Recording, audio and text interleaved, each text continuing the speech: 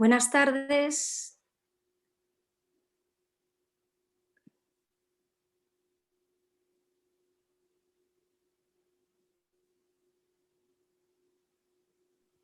Ok, Buenas tardes, veo que van llegando. No sé, tenemos unos cuantos participantes y van entrando algunos más.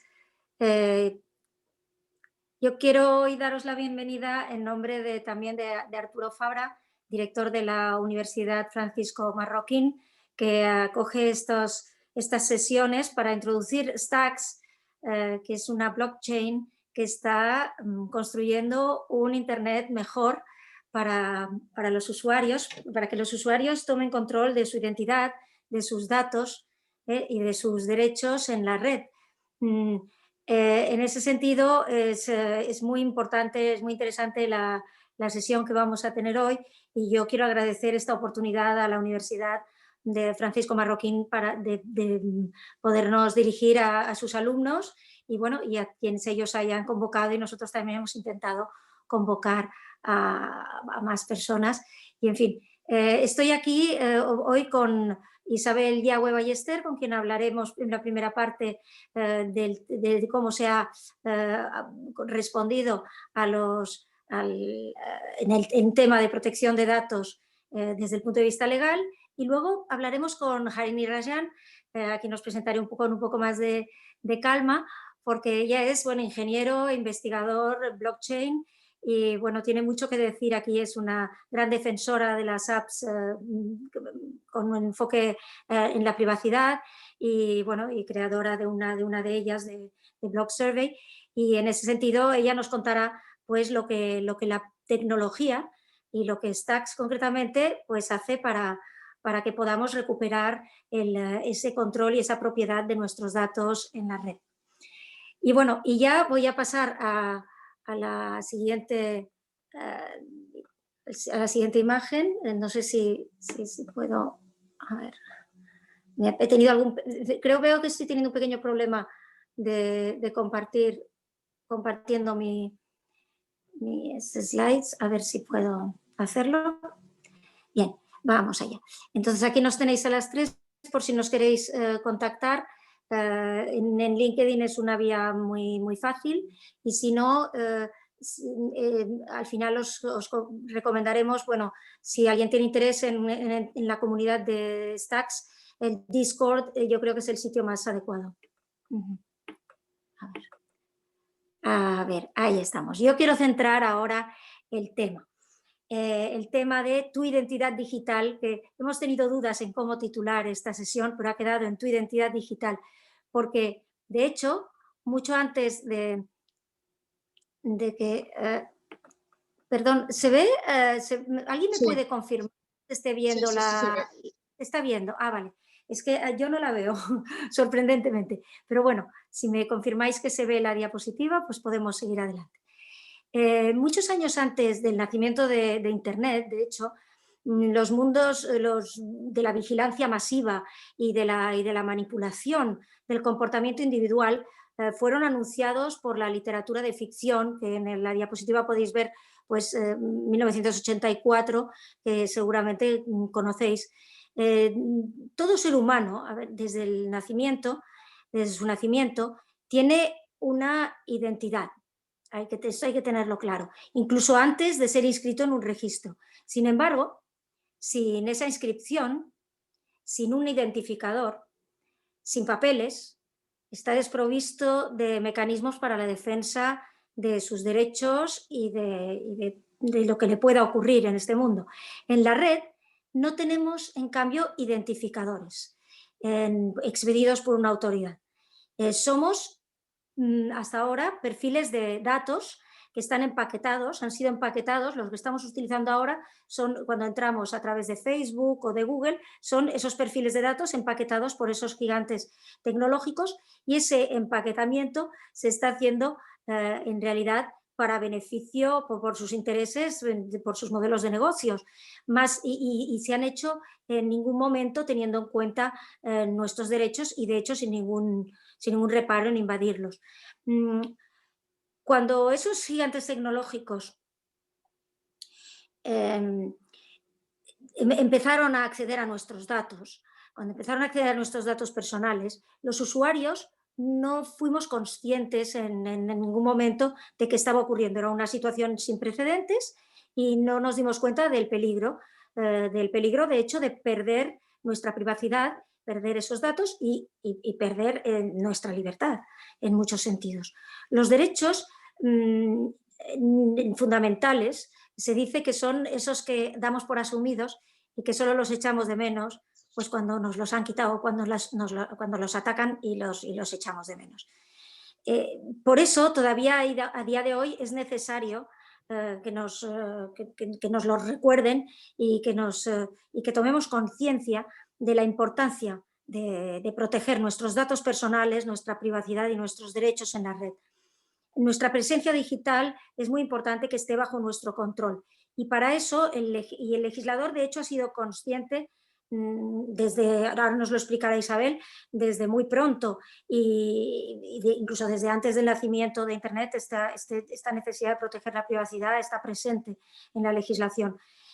También desde la tecnología, en particular desde la tecnología blockchain, se están aportando soluciones y en ello tiene especial empeño Stacks, cuya misión, como he comentado, es hacer un Internet construir un Internet donde el usuario sea propietario de su identidad, de sus datos y de sus derechos.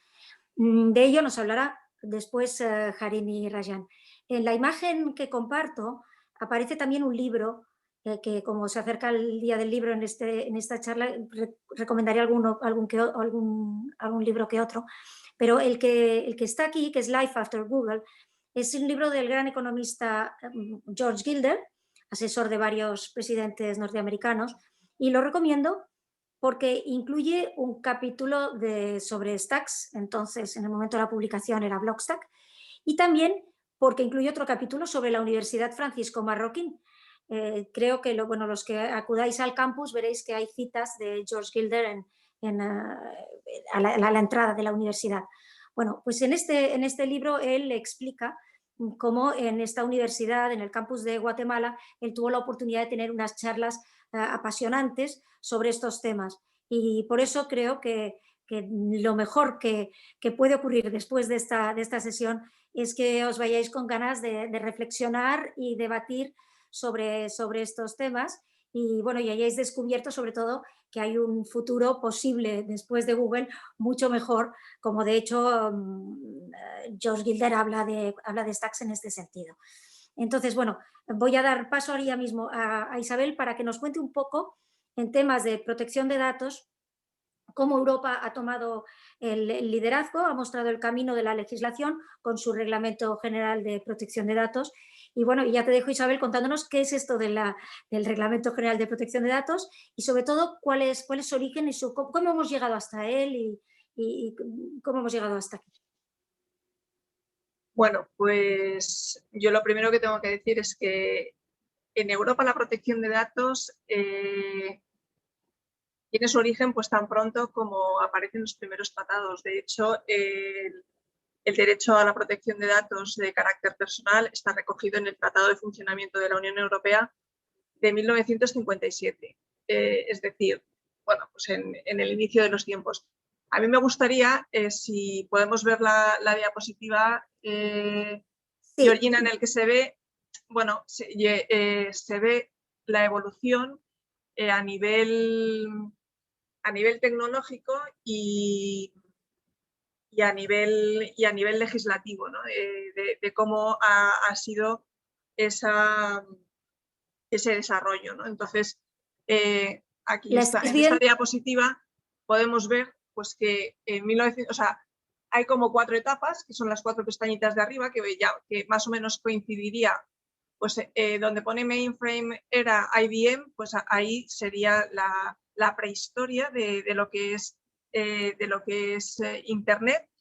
Y ahí hay muy poca legislación, como se puede ver. Está únicamente pues, ese Tratado de Funcionamiento de la Unión Europea en 1957. Como sabéis, España en la Unión Europea no entra hasta 1985, pero se va preparando, ¿no? Y ya en su Constitución, en 1978, el artículo 18.4 reconoce ese derecho de la protección de datos, ¿no? Pero, bueno, pues como estamos en la época de la prehistoria, pues tampoco, digamos que todavía en Estados Unidos, que es donde tiene sus orígenes la red de redes, pues está solamente en 1958 el proyecto ARPA, que todavía era un poco a nivel del Ministerio de Defensa, de lo que llamaríamos aquí el Ministerio de Defensa, y en 1967 es cuando a través del proyecto ARPANET se consiguen conectar los dos primeros ordenadores, uno en la Universidad de Stanford y otro en UCLA. Bueno, así llegamos hasta los años 80, que es donde aparecen pues, los lenguajes HTML y HTTP, ¿no? Y es a partir de 1981 cuando yo considero que empieza la historia de Internet, ¿no? Y es cuando a la par pues, aparecen en la legislación el convenio 108 del Consejo de Europa sobre el tratamiento automatizado de datos de carácter personal. Y bueno, pues ahí, pues por ejemplo en España, que todavía es de reciente incorporación a la Unión Europea, pues publica la LORTA, que era la Ley Orgánica de Tratamiento de Datos Automatizados, y hasta 1995 no se llega a la primera directiva de protección de datos, ¿no? Que nos ha durado pues, hasta el año 2016, ¿no? Y las directivas en los derechos de cada país no son directamente aplicables. O sea, por eso hay un periodo de transposición. Esa directiva de 1995 en España se transpone con la ley de 1999.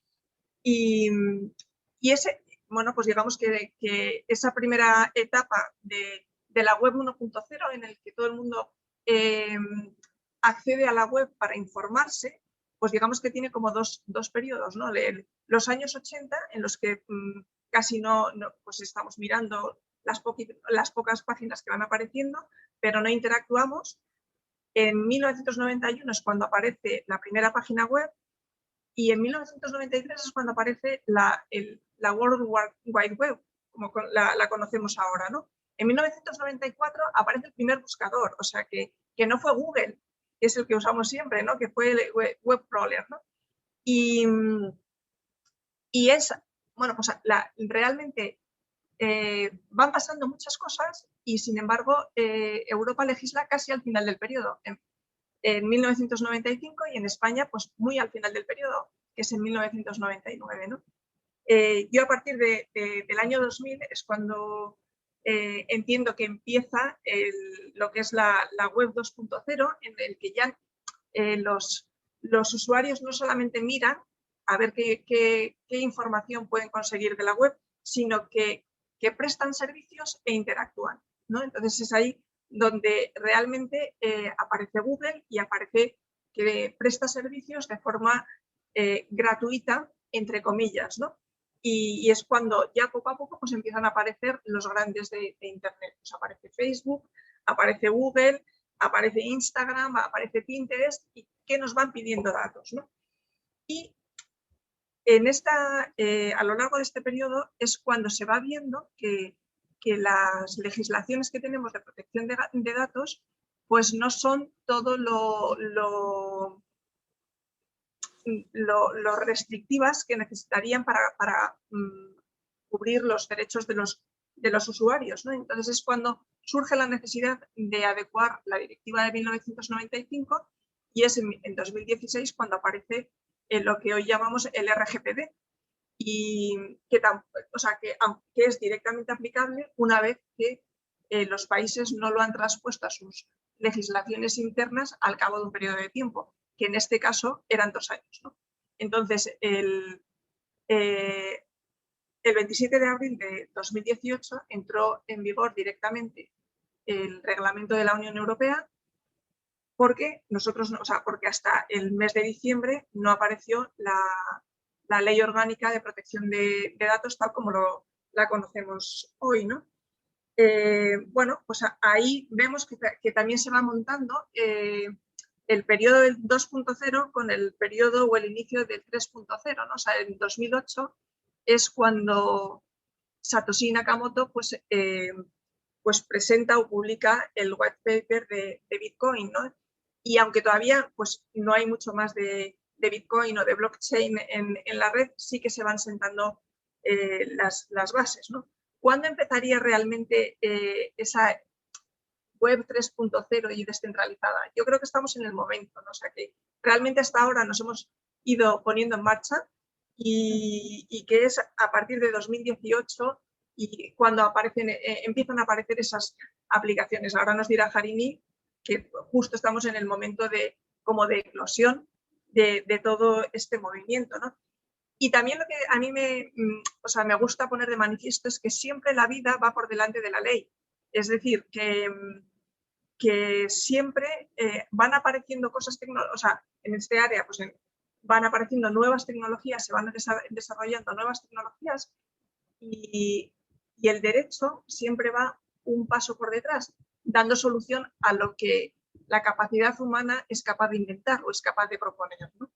Y bueno, pues ahí estamos, ¿no? O sea, que en 2018, que es casi al final del periodo, tenemos una legislación y ya tenemos que empezar a pensar que esa legislación igual no está adaptada a la nueva tecnología que es el blockchain, ¿no? Y que muchas veces hemos oído hablar que el blockchain pues choca con el reglamento de protección de datos. Yo más que decir que choca, pienso que hay que buscar de qué modo se puede actuar de conformidad y conforme al cumplimiento de los requisitos de protección de datos, pero evidentemente todavía estamos en el camino, ¿no? En el camino de encontrar cómo usar esa tecnología de acuerdo con la legislación.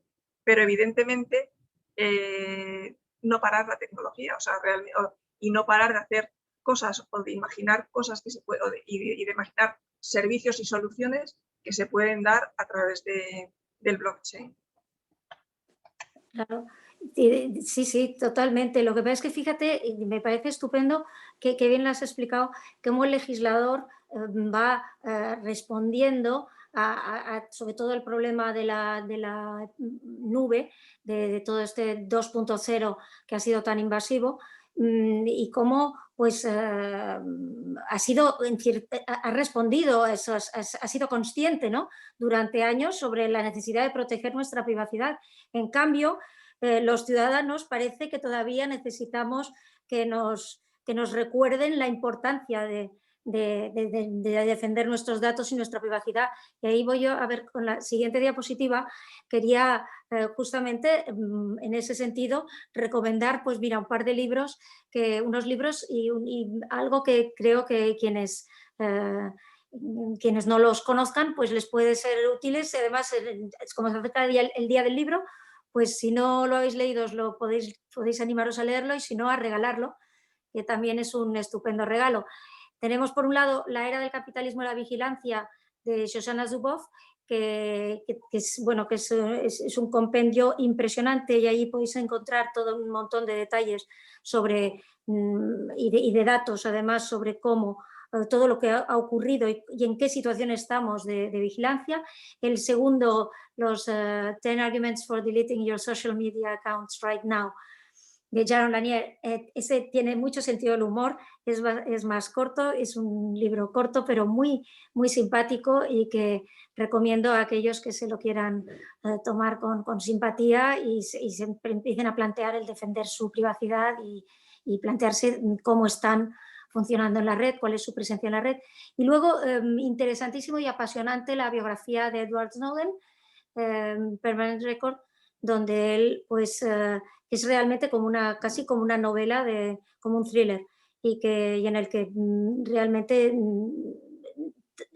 también tomamos conciencia de lo que ha estado ocurriendo y bueno, que es necesario que nosotros mismos, cada uno de nosotros, libremente decidamos, pero sobre todo en la conciencia de lo que está ocurriendo, ¿no? Y como decías, Isabel, todo esto, bueno, y lo último, a la derecha está por si alguien no lo ha visto, en el documental de Netflix, The Social Dilemma, donde también vemos pues, lo que ha estado ocurriendo. Y en este sentido, pues todo esto ha sido un poco para despertar a los usuarios, porque el legislador les había puesto el GDPR en sus manos, pero realmente uno se pregunta qué acogida ha tenido este GDPR por los usuarios. Si tú tienes algún dato, no sé. Bueno, yo lo único que puedo decir es lo que ha publicado la Agencia Española de Protección de Datos en su informe de 2020, ¿no? Y parecería, por la pandemia y por lo que ha ido pasando, pues que la protección de datos no estaba entre las prioridades de casi nadie, ¿no? Y sí es verdad que, bueno, pues la asistencia sanitaria era nuestro principal interés, pero sí que vemos que, por ejemplo, la Agencia Tributaria, la Agencia Española de Protección de Datos ha tenido 29 actuaciones, por ejemplo, pues para retirar contenidos excesivamente sexuales o excesivamente violentos pues de la red, o, por ejemplo, ha tenido más de 10.300 reclamaciones por cuestiones de derechos de los usuarios. O sea, que realmente la gente va siendo consciente, y va siendo consciente incluso estando la mayoría del tiempo teletrabajando en casa, que sus datos tienen que ser preservados y que su privacidad tiene que ser salvaguardada, ¿no? Y bueno, y ahí también vemos, ¿no? O sea, que algo que es como bastante reiterativo en todos los informes de la Agencia Española de Protección de Datos, es decir, que las reclamaciones más frecuentes siempre están en relación con los servicios de Internet y en relación pues, con todo lo que es los ficheros de morosidad que se hacen públicos, o la recepción de publicidad no solicitada o no permitida, ¿no? Y que las áreas más frecuentes donde se han sancionado más pues han sido también a entidades financieras y a entidades de telecomunicaciones. Es decir, todo el mundo sabe, ¿no? O sea, que las telecos y las telefónicas tienen infinidad de reclamaciones, y eso no ha sido diferente en este último año a pesar de la pandemia, ¿no?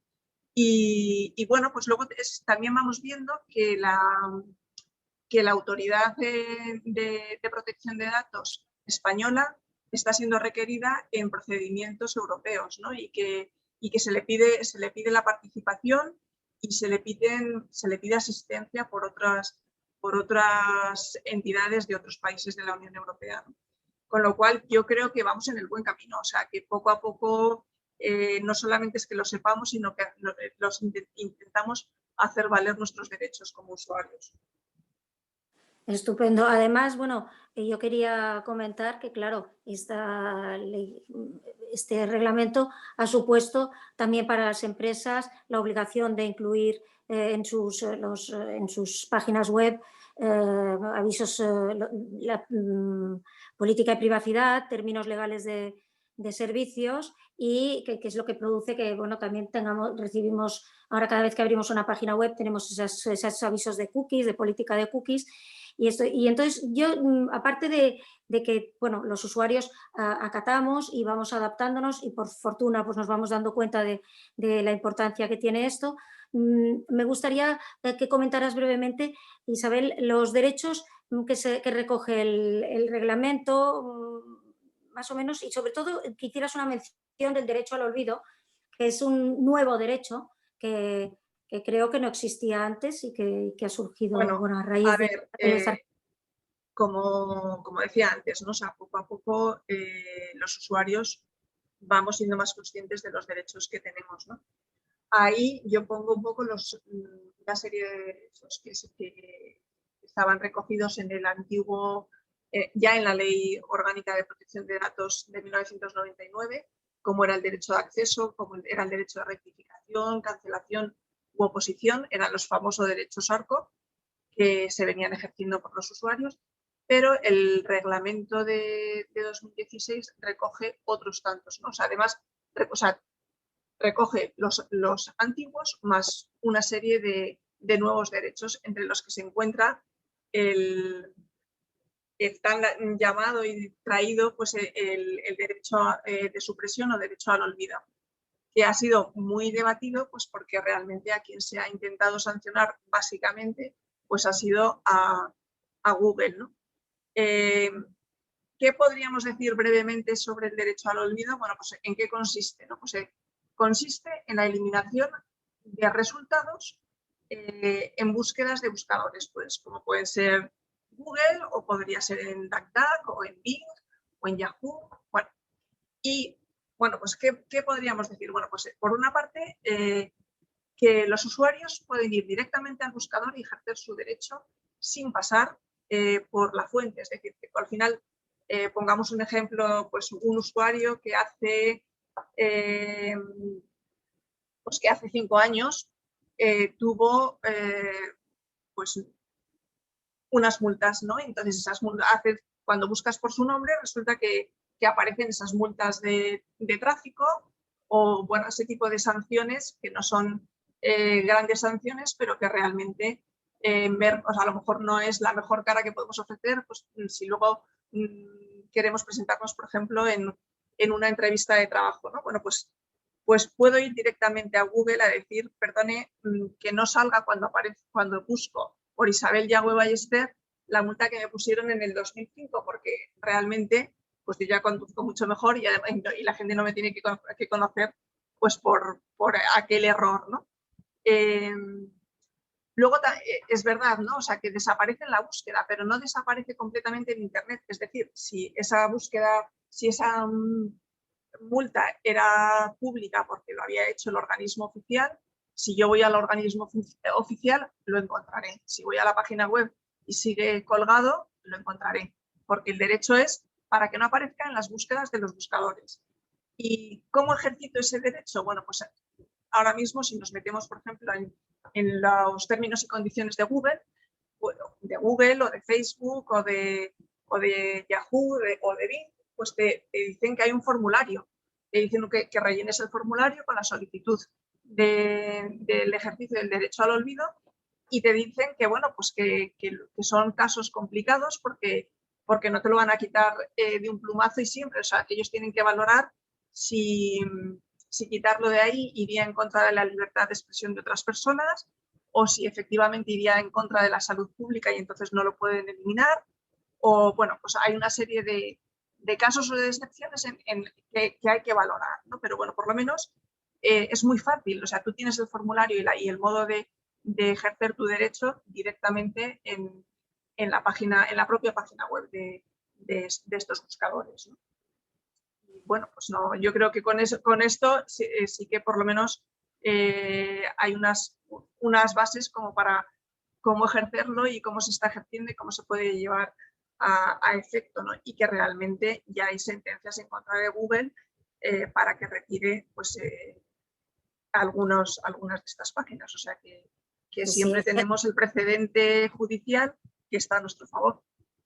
Sí, no, está claro que mientras que permanezcamos utilizando este Internet 2.0 Google, pues gracias a Dios tenemos estas herramientas para protegernos y poder protestar y eventualmente pues esto, ejercer nuestro derecho al olvido, ¿no? Y bueno, una vez visto esto vamos a pasar a escuchar a Harini, because Harini, how are you? We have seen how law has answered to the abuse of personal data and invasion of our privacy on the web. But we also have seen how law responds to the challenges that this new paradigm we are confronting. But now we want to see the solutions that encryption and blockchain technology can provide. And here you can tell something, because I know you are very you're not just a researcher in blockchain and an engineer in blockchain, but you are also very interested in privacy-focused apps, and you know, you have been building them, so you know, you can tell us more about what technology can do for the user to regain control of our ownership and ownership of our data and privacy. So I'm stopping. I'll try to stop sharing my screen, because I want you to. Thank you, Georgina. Thank you for that introduction, and thank you, everyone. I'm so honored and privileged to share the stage with Georgina and Isabel here. I know Georgina from a long time. She's my good friend, and she is a passionate artist as well as a digital privacy enthusiast, and Isabel is one of the best in the legal aspects of it. And she has been enlightening us with the legal aspects of the digital privacy issues. So I'm very proud and honored to be present here today talking about how to gain control of our digital identity with the help of the technology. Thank you to UFM Madrid also for making this possible. So let's get started. I'll quickly share my screen.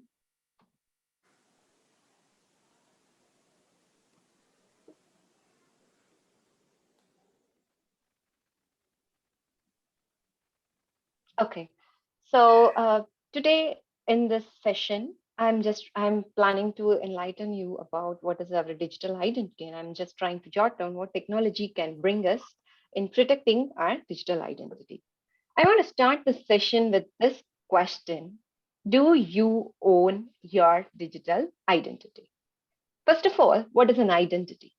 Identity defines a person. It distinguishes each individual. What is a digital identity? Is it just a pair of login credentials? Well, the answer is no, right? So your digital identity is more than your login credentials. The login credentials is merely the authentication that connects you with the digital you. Whereas your digital identity consists of thousands of data points that make up a profile of who you are and your preferences. So a digital identity is not just about the login credentials. And today, our digital identity is scattered all over the internet, where Facebook owns our social identity, retailers own our shopping patterns, create agencies hold our credit worthiness, and Google has been knowing what we have been curious of since the dawn of the internet, and your bank owns your payment history. What is so wrong in that? So as a result of this, as a result of all these things, now we all are being the products rather than the owners. Our right to digital privacy is being compromised because of all these things, and we are just a victim. And in the online world, there is a profile which is being built for you, and that is being monetized without even the knowledge of you. So that is the current state of the digital identity. To some extent, we can control what data goes into the platform, such as Google or Facebook, but not fully. Because once we put our data in these platforms, we no longer own them. Just to give you an example, say I upload my photo to the Facebook, then which means now my photo is no longer mine. Facebook owns it. That is because of the centralization structure which is there in the current. So what is the solution for this crisis? Do we need to live with it? Do we need to live with this identity loss? The answer is no. Even though legally there are lots of the lawmakers are looking at the legal aspects of it to fix the problem. Now here I am trying to sort it out from the technology point of view. Introducing blockchain and the decentralized identity. So to know that a technology such as blockchain technology, it brings the power up to put users in control of their data and identity. First of all, what is a blockchain technology? Consider blockchain technology as a large ledger of which everyone has a copy of. say this ledger is public, it's transparent, and it's auditable.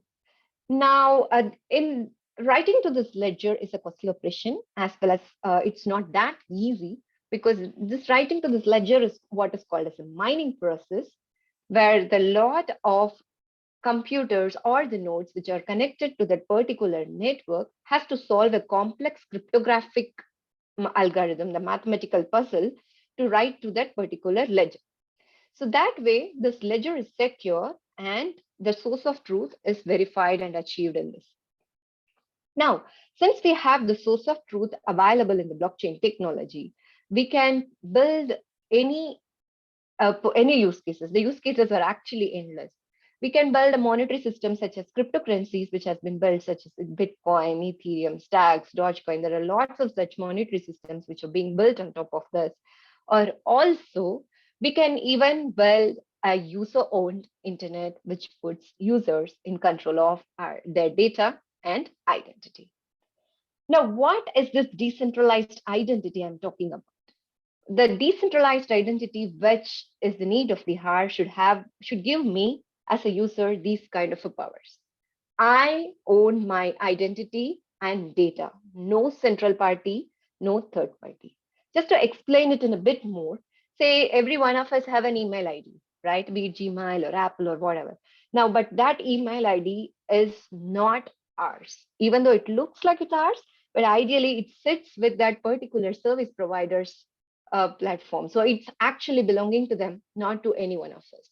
And accordingly, the associated data is being controlled by them. If they want, they can even sell it. Say you visit an application website, or if you visit any application, you download an application, there are lots of what you call it as trackers who are trying to track you, your data. There are cookies, and your data is more valuable. More than the data, I would say we as a product, we are more valuable in the current internet than taking the control. So what we need in the new decentralized identity is I should be the one owning my identity and I should be the one owning my data. The second point, very important one, is I get to decide to keep my data private or public.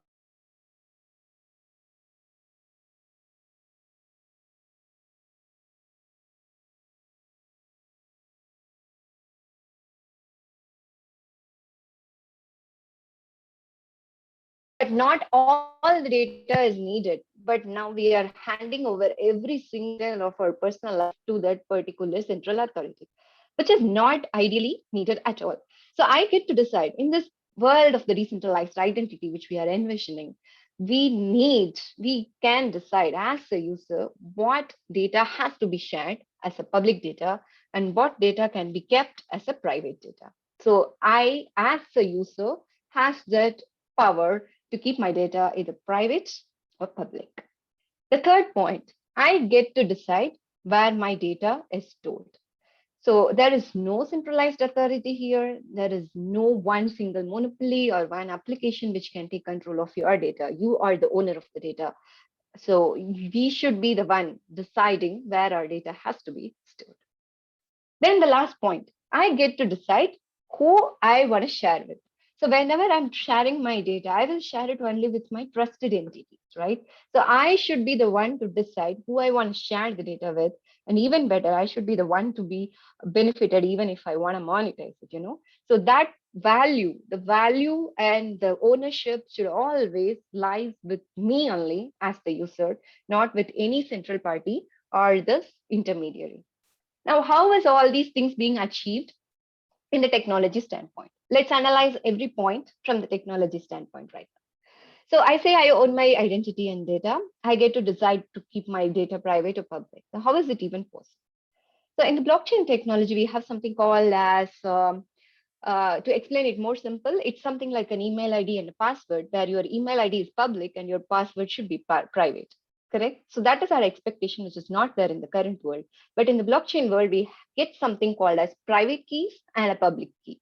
So it is a kind of a combination, and it's being developed with the technology of asymmetric encryption. We call it as asymmetric cryptography.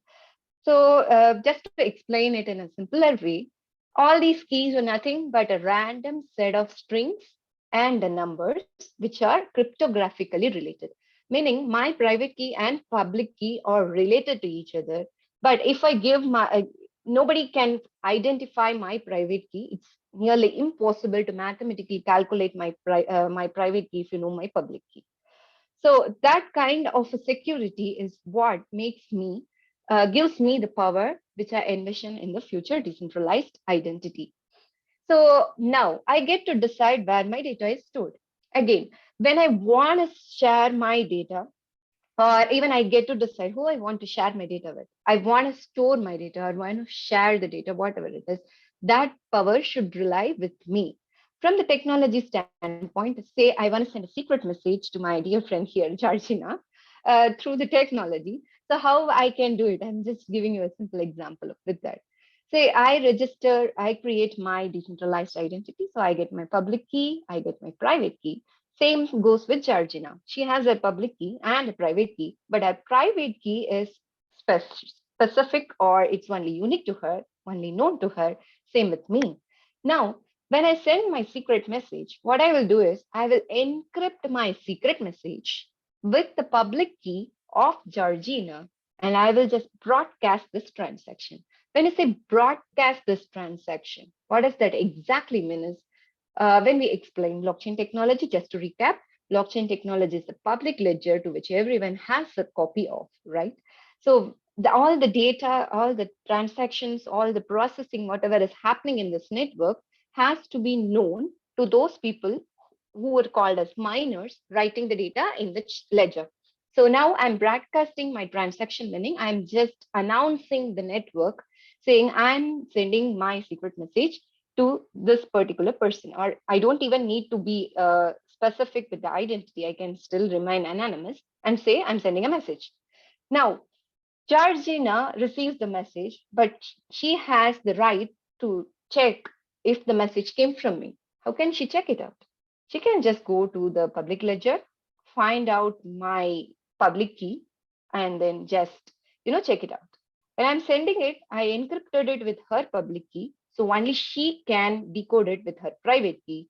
And also, while sending, I signed it with my private key, so the combination of the public key is visible in the ledger, to which she can verify that this message came from me, or this message came from me, who I claim I am, right? So this kind of a universally acceptable decentralized identity is what is the need of the hour for solving the identity issues which is in the current internet. And the technology, blockchain technology, brings us a powerful platform to solve this kind of an issue. Now we get to talk about the other term, Web 3.0. So what is a Web 3.0? This is a fancy term which is being discussed right now. But if you look at in depth, Web 3.0 is the future internet. You can even define it like it's a future internet where users are the owners. We, as the products in the current internet, will be turned into the owners in Web 3.0. And this Web 3.0 is possible with the help of the decentralization that is happening with the blockchain technology. The World Wide Web Foundation internet founder, Tim Berners-Lee, he himself has claimed that Web 3.0 is the need of the hour. So let's understand a bit more about the problems in the current web and why we need a Web 3.0. Just to understand that, let's just have a look at this. So this is the current app model. Say you go to any app store, be it Google Play Store or App Store or wherever you go, this is the apps which you are seeing, right? N number of apps. But if you look at individual apps, every app will have their own identity management system as well as the data management system. Now, what is the concern as a user for me in this kind of a system? As a user, my concerns are I have to maintain multiple accounts. Say, even though you say login with Google, login with Facebook, login with Twitter, but still you have to maintain those accounts. And one more thing I wanted to remind you here, when you say login with Google or login with Facebook, or be it login with Twitter or login with anything, any third-party application, which means you are just giving them the permission. You are just giving them the permission to represent you online, and unknowingly your data theft is being happening. So now this is the reason for the second point. It brings to the second point: we don't own any data in this kind of a web model. And our data is at risk. We are seeing lots of data breaches and the data silos, and which concerns us a lot. From the developer point of view, from an application developer point of view, what does the traditional web model concerns me? So as a developer, I get to manage my identity. I get to manage a server, a centralized server, which processes the request which comes to my application. And I get to manage a database where my data is being stored. And to handle all these things, I need to have an infrastructure. It adds on to a special cost on top of it. And if I have to scale my application, I need to work more on the infrastructure cost. Plus, whenever there is a data breach happening, it's not only the concern of the user, it is also the concern of the developer as well. So solution, new paradigm, new rules. In this particular new Web 3.0, users get to own their identity by leveraging the public blockchain, which is the large ledger, the common ledger, which shares the source of truth, which we discussed a few minutes before. And users own their data by leveraging the cryptography and the already existing cloud computing platforms. Now, is there already a tech available which gives me head start into all these Web 3.0, or be it owning my identity, owning my data? Well, yes, the answer is welcome to Stacks. Stacks is the mission of the Stacks is to build a user-focused or the privacy-focused internet where users are in control of their identity and data. And this is the tech stack for the future internet. The tech stack consists of Stacks blockchain, a proof of transfer consensus, Clarity smart contracts, Stacks ID, and the Gaia storage. Now let's dive deeper to understand each and every stack. Stacks blockchain. So we spoke about the public ledger where our data sits in. That public ledger here will be the Stacks blockchain. Stacks blockchain is a layer 1 blockchain, which is built on top of Bitcoin blockchain. Why Stacks is built on Bitcoin is a common question, and I would like to just address it right now. So Bitcoin, those who know blockchain or Bitcoin, they would agree, like Bitcoin is the most durable and the most secure blockchain, which is known till date, and Stacks believes that too. This is because of the powerful consensus mechanism which supports that Bitcoin. What is consensus is basically that is what secures that blockchain network, verifying the source of truth. We need that consensus. And here in the Bitcoin, it is called as proof of work, which means the miners who get to write our data in the public ledger, which is a blockchain, has to spend electricity, to solve the cryptographic problems and mint a blockchain block, which consists of all our transactions. Now, this kind of a technology brings the security, as well as there is a limitation where Bitcoin is having a limited scripting language, meaning you can't build an apps and smart contracts on Bitcoin. That problem is being solved by the Stacks blockchain. So Stacks blockchain enables apps and smart contracts on the Bitcoin blockchain, thus making it more secure. And it helps the new Stacks blockchain to bootstrap with the security and the capital of the Bitcoin. This will help the sustainability as well. How is this possible? By making Bitcoin programmable is through the proof of transfer consensus.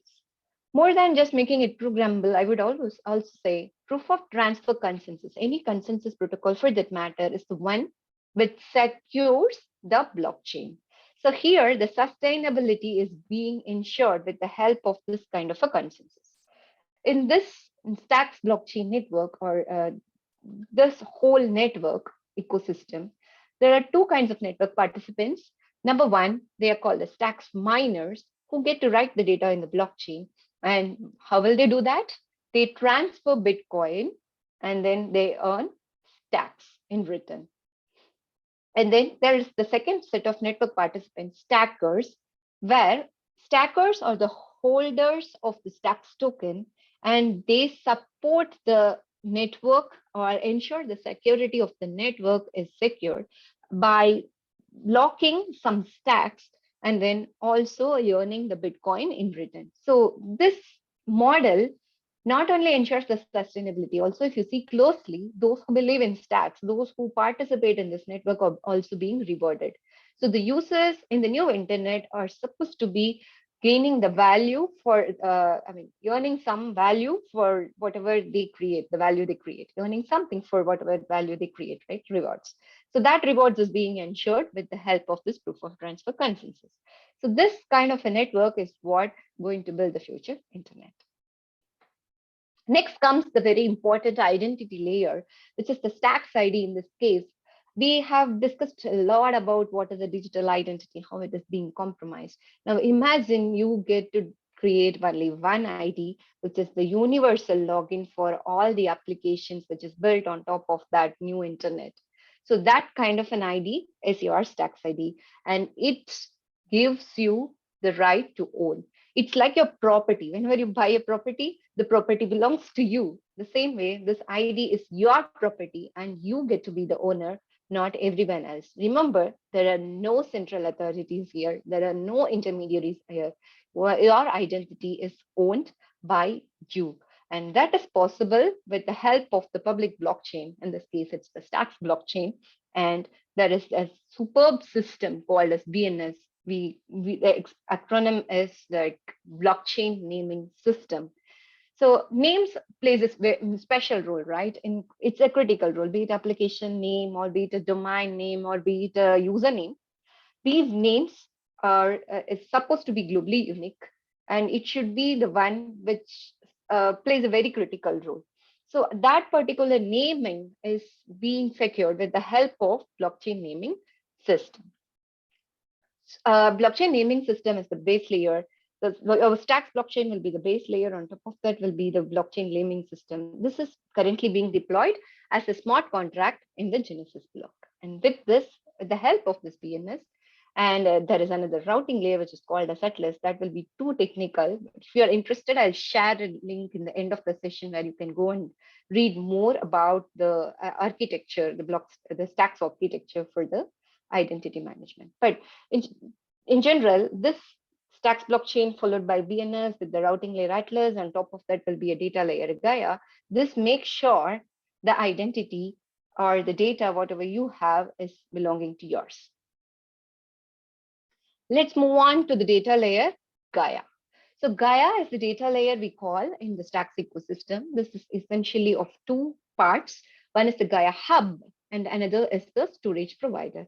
Now, instead of reinventing the wheel, what Stacks did it, they utilized the existing cloud computing software or the solutions available. We have a driver which talks to the particular cloud computing solution, be it AWS or Dropbox or whatever, but with the security, with the added security here.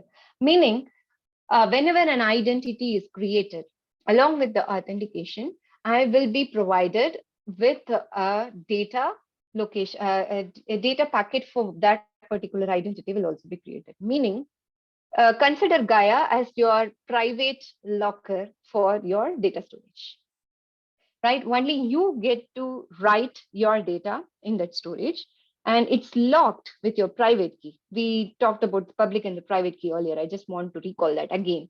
This private key is unique to you. So you lock it with your private key, encrypting your data with the private key. And if you have to decrypt, only you can decrypt that particular data. Consider you use an application, say an application such as my own, okay, applications such as Block Survey. If you use any kind of application which is built on the Stacks ecosystem, what you are doing is when you are logging into that, you are just giving an application a permission to read or write. And only when you give a permission, an application will go and write in your data bucket, the Gaia data bucket.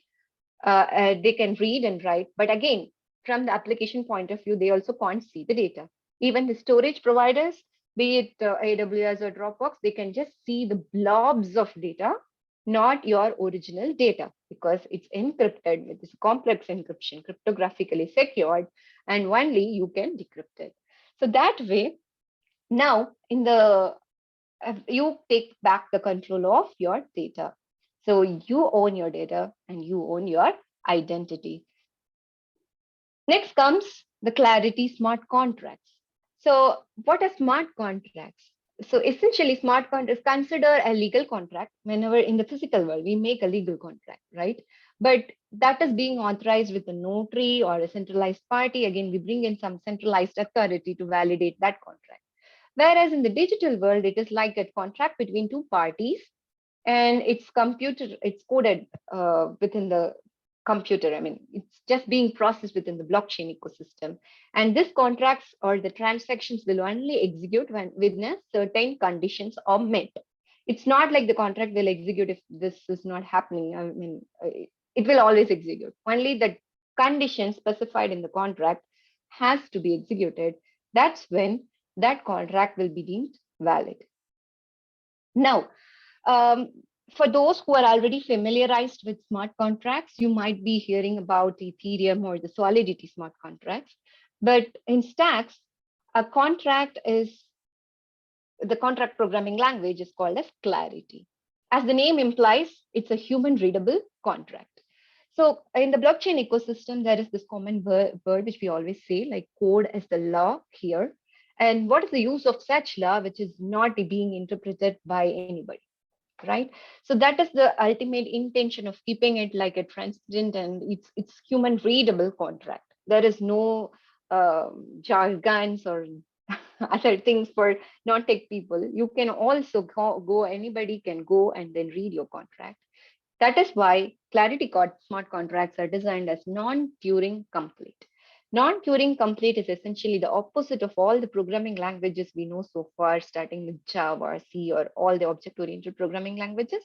But this, it gives us an advantage to do the static analysis before even the code is executed. Meaning, before even the code is deployed, I know what is the outcome of that code. And so I can do a precise gas estimation. And it's a gas estimation. What does that mean? Remember, we talked about a data being written in the blockchain, which is in the public ledger. For that transaction to be processed, we need to pay some amount of a token. That particular token is called as the gas. And here, the gas fees is precise, whereas in the Ethereum Solidity smart contracts, the gas fees is not precise, meaning you can't predict it. And there are times when the contract might fail because the gas limit is too low or too high, or it's not predictable basically. And also, Ethereum Solidity being the Turing complete programming language, it opens up security vulnerabilities such as reentrancy attacks or the DAO attacks. Again, this is more technical, so I'll post the session link to that article at the end of the session. If you're interested, please go and have a look. It's basically a very interesting concept, how Clarity is designed to prevent all these security vulnerabilities. That makes a powerful platform. It adds one more support. It's a pillar for the transactions, especially monitoring transactions or the decentralized finance or be it NFTs, all these values which are being built on the Stacks blockchain in the future user-owned internet is being secured with such Clarity smart contracts.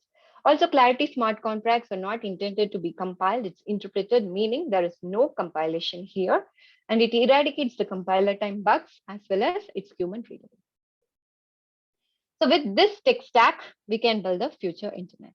Now, how easy is it getting started with building apps on Stacks? As an application developer, we built an app on Stacks called as Block Survey, and I would say any JavaScript developer can get started with Stacks and building an app less than an hour.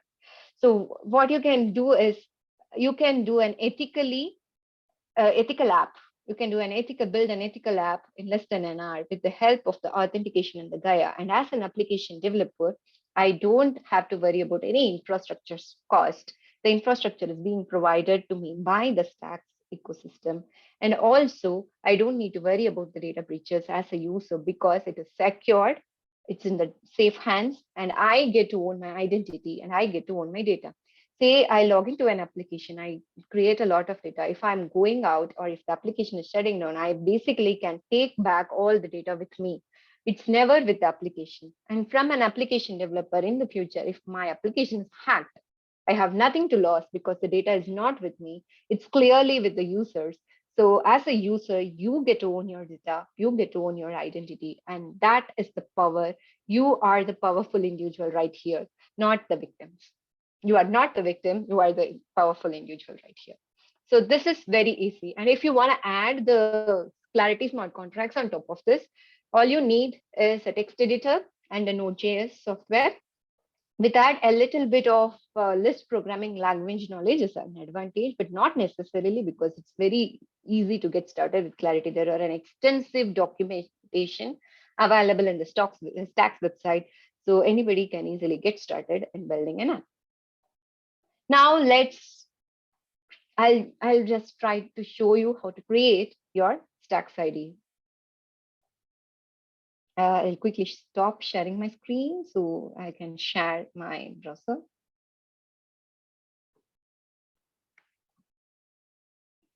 So this is the pathway to all your stacks, or even I would say the future internet. If you want to be the owner of your internet, it's good to create your own Stacks ID. Currently, we have something called as the Stacks Web Wallet. What you have to do is you have to go install it and then open Firefox with that extension and say, I am new to Stacks. When you click on this, ideally, I should not be sharing this, but since it's a demo session, I'm sharing. But remember, this secret key is like your password, but in the traditional internet, your password is not secure, whereas here, this is entirely in your control. And once you clicked on it, you can create a password to log in for this particular account in this device. So that's all. Your account is created. When I said your account is global, you can see it globally. All you need to, I'll show you how it is global. So you can go here. Just a second, I guess. Okay. You need to copy your address. Okay.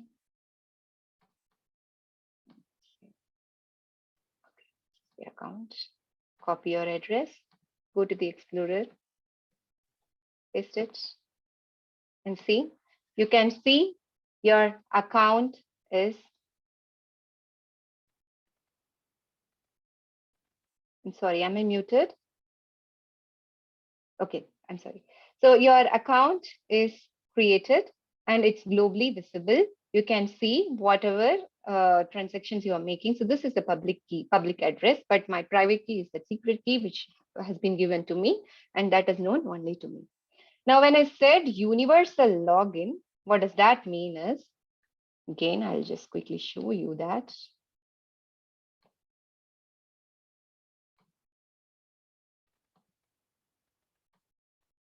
Say I have to log in to any application. In this case, it's Bloxaway. I created a secret key. Okay, I have to copy that one. Just a moment. I'm just stop sharing because I just want to copy that key.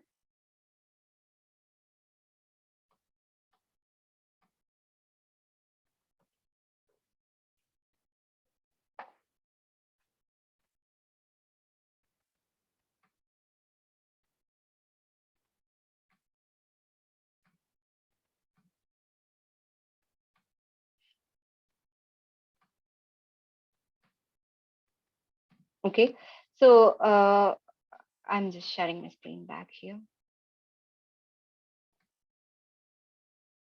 I missed it this time, but you can just go ahead and sign in. Either you can create your key or you can enter your secret key here just to log in back.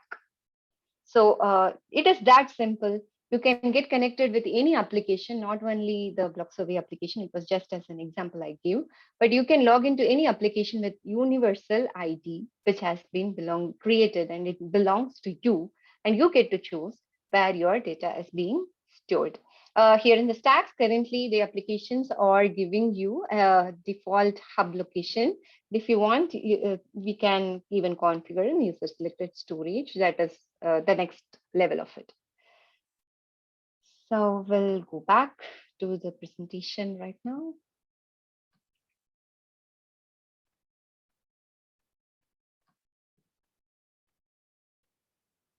Yeah, with this said, now what are we waiting for? Let's own our digital identity and our data with stats, a better internet that is being built on Bitcoin.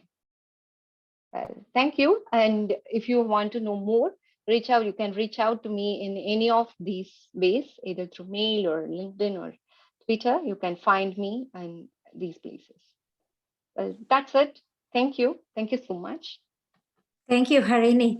I just wanted to bring my experience as a user because I have an idea, of course, and I've been using it for a while. And, you know, I've been using Block Survey, and people around me are using Block Survey because they are very, very happy using Block Survey, but not just Block Survey, which is what is wonderful about this ID is that you can access many other different applications, and it's so easy.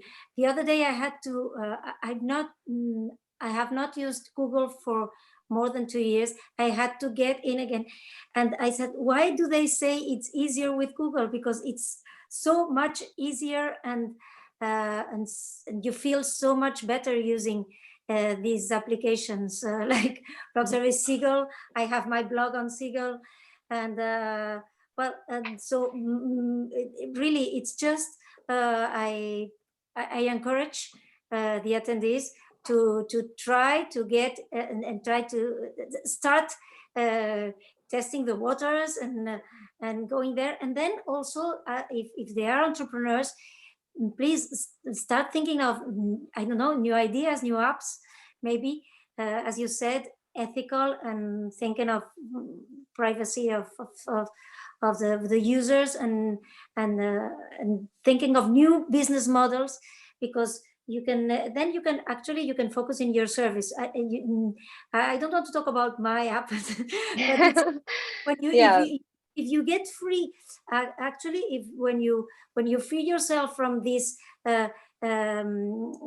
attachment to data, to having to, it's so it provides you the freedom also to choose to do the business you want to do and provide the service you want to do, without these dependencies on data, on all these, which are finally they become a burden, and also for security reasons, and for this it's not so fantastic. It looks, because we are I know businesses have been using these systems for a while, but let's discover this new internet, because it's just good for everyone, I think.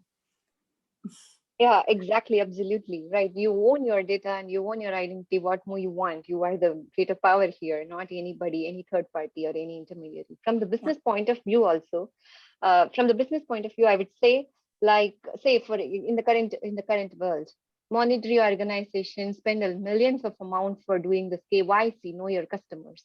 But if this kind of a decentralized identity comes into picture, all those can be saved, and also here the network security enables the power to the developers as well to build an ethical apps, which is what is needed right now.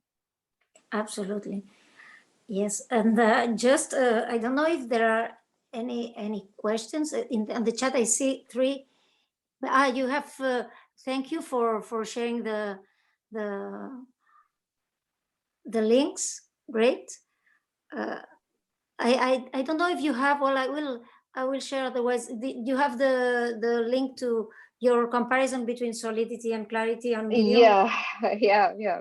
I do have it. I don't have it handy right now, but yeah, no, I can share it with the I will share later. That when we will share the video, which I will suppose they will share soon on the YouTube channel of UFM Madrid.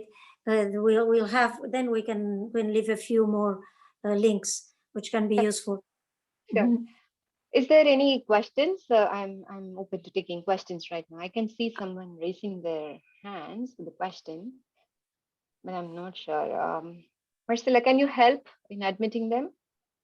or I getting the question?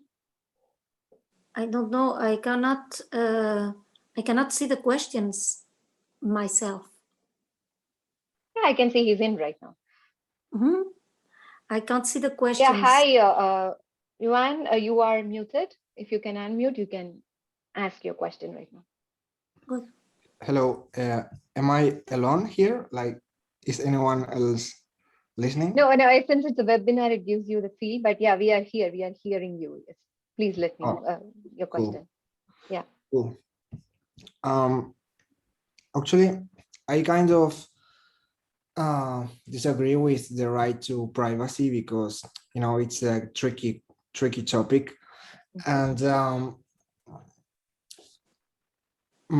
my question would be,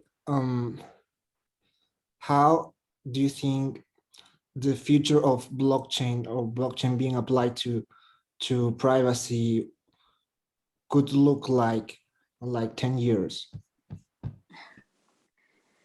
Yes, it's a great question. Thank you, Anne, for that.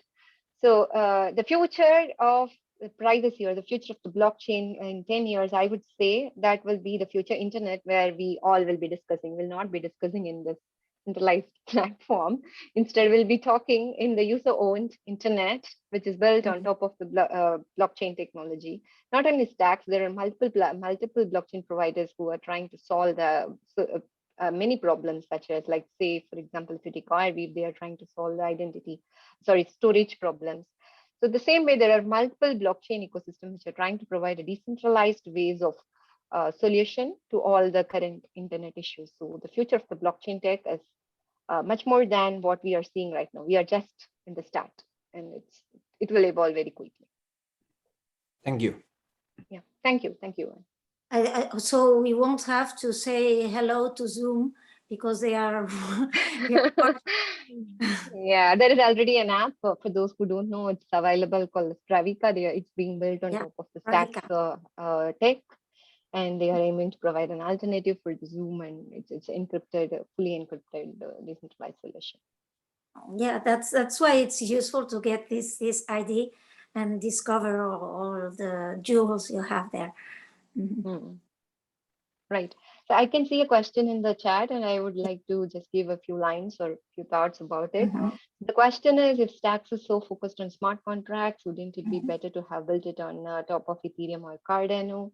I have heard they are more smart contract focused. So to answer this question, I would just want to explain a bit about how the Stacks blockchain is being constructed right now.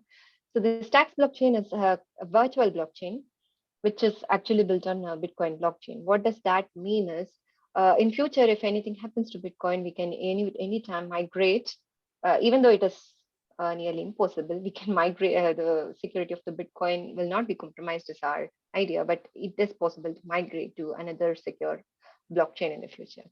With that being said, Stacks is not only smart contract focused.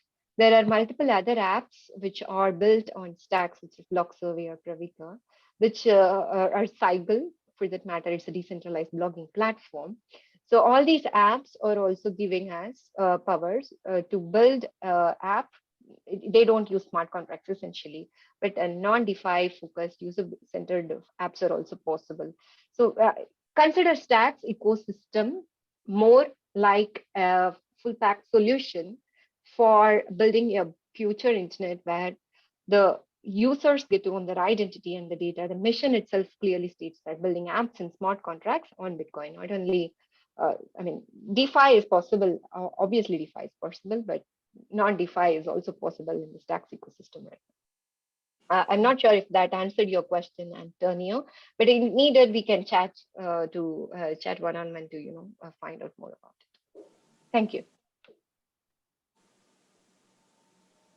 I would always recommend any one of you to hop onto the Stacks Discord, stacks.io/discord. And the community has been immensely helpful, and the team is almost superb powerful. I would say they are always available to answer our questions right there. And that will be another platform for posing questions related to Stacks if it interests you. So are there any more questions?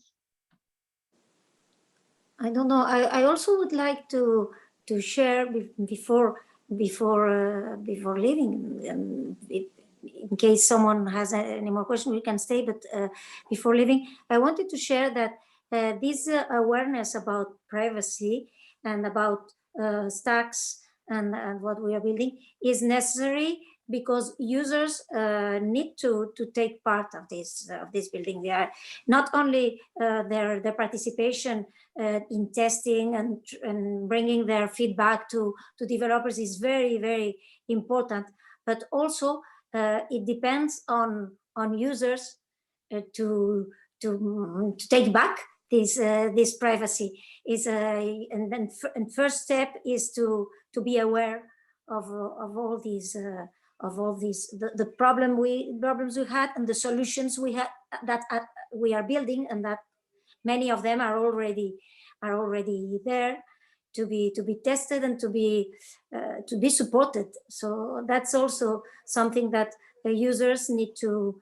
get the message. So the attendees who are listening, if they think this is interesting, it's good to reflect on that and to spread the word and explain that in their families or the people who they have around. It's very important. Today I shared an article from Harini in my LinkedIn. It's very important also for parents who are educating and so to understand that there's a new web, much healthier, that is coming up, and this is very important. Yeah, absolutely, I agree. Digital privacy is a fundamental right. I strongly believe that, and we all should be taking back the control of our data and identity, whatever we have lost in the current internet. Basically, the internet is designed to be in a decentralized fashion, but because of the lack of the security in the identity layer, all these issues popped up. Even though Facebook or Google or WhatsApp is trying to update their privacy policies, there is still a way for the hackers or any third-party malicious persons to come and hack your data. So your data is not secure in the current internet.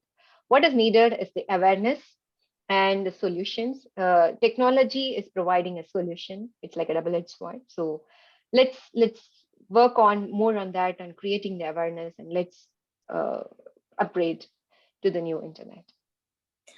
Yes, another question from Antonio says, I had another question.